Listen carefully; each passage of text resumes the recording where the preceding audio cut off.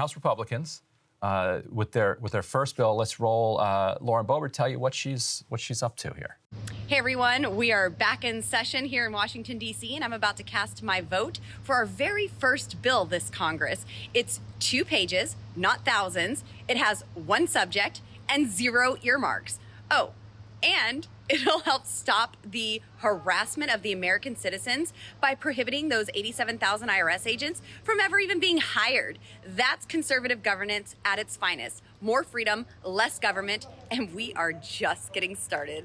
Okay, that's like bad high school theater. I get it. And like it would be much easier to make fun of that and spend the whole time talking about the circus in Congress right now than acknowledge. I thought that was fine as a performance from a member of Congress. It's typical Congress performance, yes. Yeah. But all that is to say, I think she's talking about something very serious. And one of the reasons we wanted to talk about this is because there's a debate raging both the left and the right now about IRS funding, because there's this intense, I think, point that the IRS needs more money, because you cannot audit high-income earners if you don't have a robust and powerful IRS. Meanwhile, let's say this is last year, and this kind of confirms that point. The odds a millionaire was audited by an IRS revenue agent was just 1.1%, whereas the taxpayer class with unbelievably high audit rates, 5.5 times virtually everyone else, were low-income wage earners taking the earned income tax credit. That would be your argument for why, for instance, the IRS needs more funding, I imagine. Right. It's fascinating to me to think about so many people kind of who are persuaded that this is going to be working against them as middle class or working class people. So if you look at the current stats and you see that the working poor are the ones who are overwhelmingly and disproportionately getting audited, and then you take from that, we should defend the status quo, like that's the system that we're going to stand up for, then you're just not, to me, you're just not thinking it through. Because if you, now I understand what they're saying. They're thinking like, well, working class people disproportionately are getting audited. If you give them more money, they're going to continue to disproportionately audit working class people, and it's only going to be much worse. But that's just not the case. Like, if you just look at it from a cynical perspective, there's only so much blood you can squeeze from that stone. Like the purpose of this for Democrats was to raise more revenue from the wealthy, because that's where the money is. Who was it? James, who said, they asked him why do you rob banks? It's like, well, that's where the money is. And so if you ask Democrats why are you taxing the rich? Why are you? Because that's where the money is. And so it wouldn't make sense as a matter of kind of policy or politics for Democrats to have thrown a whole bunch of money at the IRS in order to get them to audit the working class more. It's just not where the money is. Well, it's interesting because I think there's evidence that suggests without higher audits on the working class, or the middle class, I should say, you can't make up the amount of money that is projected to be made up with these increased budgets. If you throw more money at the IRS, as Democrats propose, for instance, you're not going to be able to raise the projection without also extracting more money from the middle class. Now, if people are not paying taxes that they owe, sure. I mean, we absolutely should hold people to account for that money. I think the middle class is already overtaxed in this country. I think audits are disproportionately expensive for the middle class. And the Tax Foundation, which is right-leaning, they project most of the additional audits will be executed on those making between $75K and $200,000 annually. So depending on how many kids you have, the size of your household, that could be anywhere in the middle class to upper middle class range. But the Senate also rejected an amendment from Mike Crapo that would have limited audits and the enhanced enforcement to taxpayers and companies that are making more than $400,000 annually. Every Democratic senator voted against that amendment.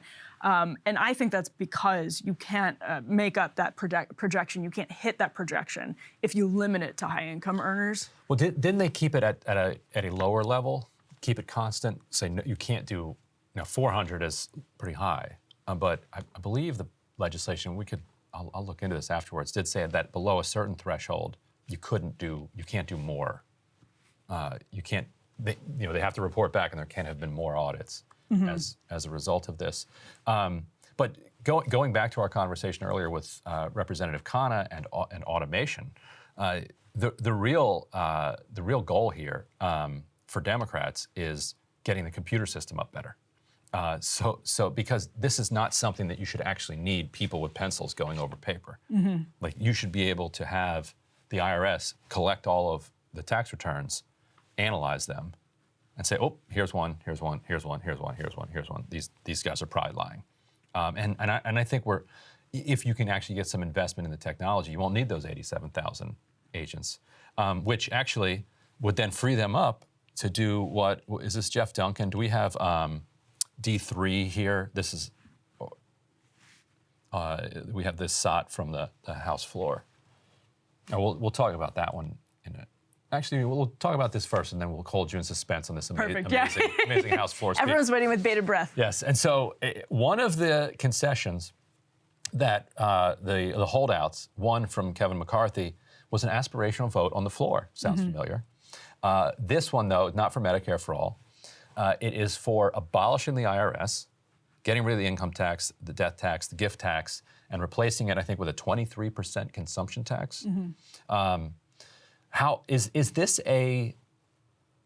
how big a base is there for this among Republican voters? Is this something that, why'd they ask for this? Well, yeah, I mean, I think we should say, like with the IRS legislation that Boebert was talking about, this is dead on arrival in the Senate. This is not going anywhere. When we were talking about the Crapo amendment, that was on the... It won't pass the House either, probably, right? What do you think? I don't know. That's actually a very good question. But like the Crapo Amendment was on the infrastructure, or it was on the Inflation Reduction Act, and you're right that it was. There's an order from the Treasury Department to ensure that audit rates of people making less than $400,000 a year won't rise, and so the IRS is basically saying, trust us. Okay, we trust won't us. do that. Yeah, trust us. So that is like that. But they didn't put it into law. Right. So that mechanism is there. That said, I don't know. I mean, I think this is an interesting question, because one thing that I've heard more and more from Freedom Caucus types is that, and I think it's correct, that a smaller government is less mechanism for tyranny, right? That we've seen overreach on behalf of the federal government, whether it's the FBI targeting people, whether it's the IRS targeting people. We've seen that happen.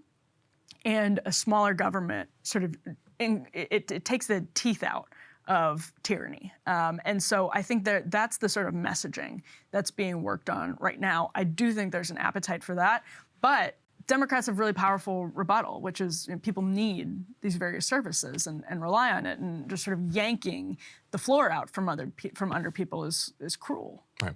And my counter argument, which would be hard to put into a 30-second commercial, though, would be that tyranny exists as a thing in all societies, and that if you, let's say you get rid of a tyrannical federal government, like, that means it's only going to be replaced by the vacuum corporate is going tyranny. to be filled by corporate tyranny. And I've been making that argument for 20 years, and it was often landing flat everywhere except on the right, except for the kind of the libertarian right. But even a lot of there's a wing of the libertarian right that's very pro-corporate power, because that's freedom, the freedom for that corporation to do whatever it wants. But now I think with the way that big tech has taken such a kind of dominant role in our discourse, I think people on the right are starting to understand that, there are tyrannies that are not just government tyranny.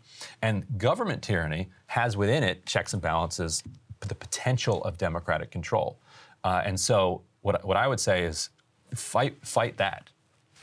Fight for the ability of a citizenry to control its destiny through its government, rather than destroying the government, replacing it with corporate tyranny, which then you don't have any mechanism other than complaining on Twitter, or trying. Well, maybe not even that. Or buying the company. You can try to buy the company. We'll see how that goes. Yeah, I think the problem right now is you have government tyranny and corporate tyranny working in concert, colluding against average Americans in a really dangerous way. And my argument would be that it doesn't take a big government to restrain the power of corporations. It takes some really basic laws. But when you have corporate capture of government and campaigns because of our campaign financing system, then it does make it really hard, even if you have basic laws on the books that restrain market power, to to do the right thing. So yeah, we're in need of some serious changes, but that's part of the reason I wanted to do that debate was precisely because I think this is a very interesting case study in that exact question as the right sort of reevaluates its take on government power, and as the left reevaluates, and we were just talking to Ro Khanna about the Twitter files, reevaluates government power. What's the balance? So I think this raises good questions. If you can automate the audits, here are a couple of ideas from the House Republicans on the floor about what they could do with these 87,000 agents. Since Chairman McGovern, or Ranking Member McGovern, mentioned the IRS bill coming up, let me just point out, we need to rescind that. 87,000 IRS agents, you know what that equates to? 200 new IRS agents in every congressional district in this country. That's 1,740 new IRS agents in every state for one purpose, to go after small businesses, hardworking Americans who try to raise money to pay for reckless spending. Reckless spending that's caused $31 trillion in debt in this nation. This is the right thing to do. I tell you what, we could repurpose those agents to the southern border, or we could repurpose them and let them build the Keystone XL pipeline. You know what? There was about estimated 61,000 lost jobs with the Keystone XL pipeline when the Biden administration canceled that project. But yet we turn around and government hires 87,000 new IRS agents to go after your constituents and mine. And if the big concern of the Keystone Pipeline is that there are going to be oil spills as a result of shoddy construction, I'm not sure that having a bunch of IRS agents like clipboard. be the one building it.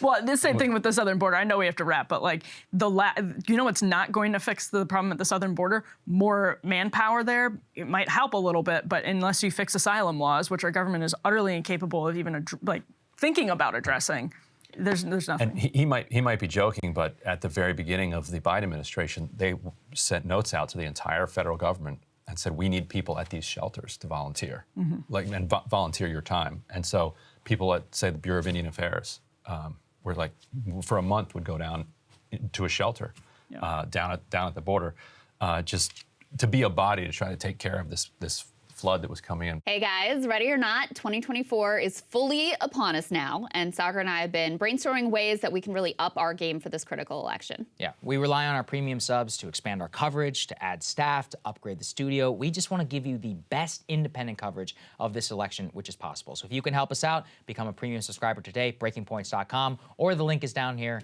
in the description video. It really means the world to us, and if you like what we're all about, this is the best possible way to keep us 100% independent, working only for you.